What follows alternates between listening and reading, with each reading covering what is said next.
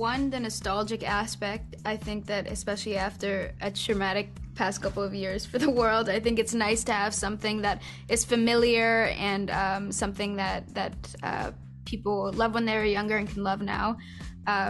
Especially, I think the last film does kind of a good job at balancing those aspects and making it feel old, but also modern at the same time.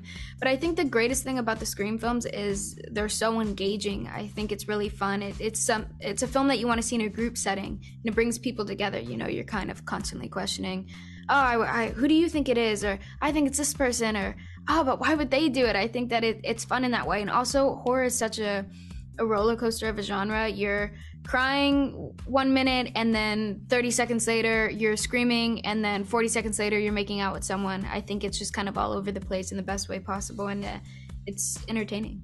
Obviously, they combine this incredible sense of humor around the horrifying bloody deaths. So that combo is just delicious. People love it. The two other things that come to mind is the mystery. Nobody still knows who done it in this movie. Nobody. That's incredible. The anticipation of finding out, maybe being the first one among your friends that knows, but then you're like, do I spoil it for them or I don't say? So that's really fun.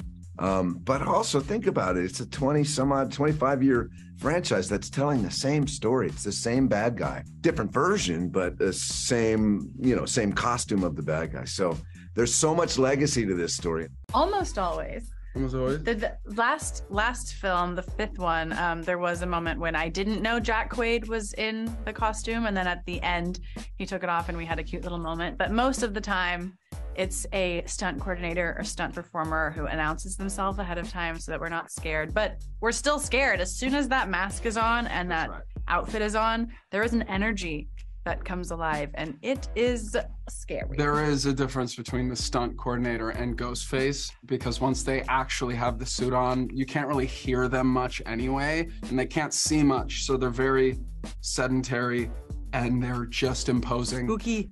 Really spooky, scary skeletons, for sure. Mm-hmm. Jasmin ascertains that the hotel was haunted. It was. She felt... Ask everybody, this hotel was haunted.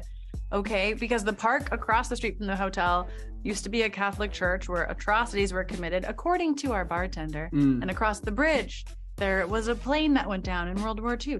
So it was haunted and no one could sleep except this fool who apparently slept like a rock. I slept just fine. I had my little French bulldog with me and he kept me safe from any ghosts or harm. Heard it here first. French bulldogs keep you safe from harm. I mean, the hotel that we were staying at was pretty freaky.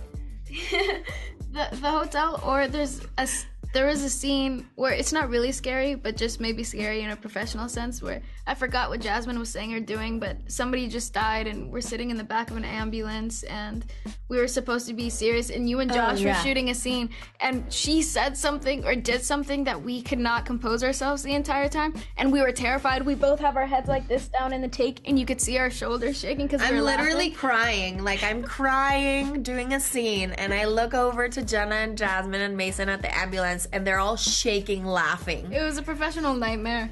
I never wanted to do it again. We were so apologetic, but yeah, it was a serious But you guys scene. weren't even on camera. It didn't matter. No, but there was a wide where we were in the background, which is why I think Matt, one of our directors, has a video just like zooming in past Melissa's crying face to us just looking at each other like this.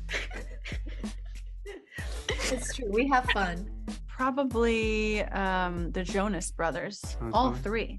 I would say, that's great. It's a 3 for 1. I would say Selena Gomez, because I remember how many people wanted Selena Gomez to be. I forgot about that. They were convinced for something. Like, she's in it. And I was like, she's not here, but I love your fervor. Would that be? Selena Gomez would be cool. Selena Gomez as Ghostface, maybe killing the Jonas Brothers. That's right. And then we are just there at a Jonas Brothers concert. That's right. I just pitched you the next movie. There you go. Call me.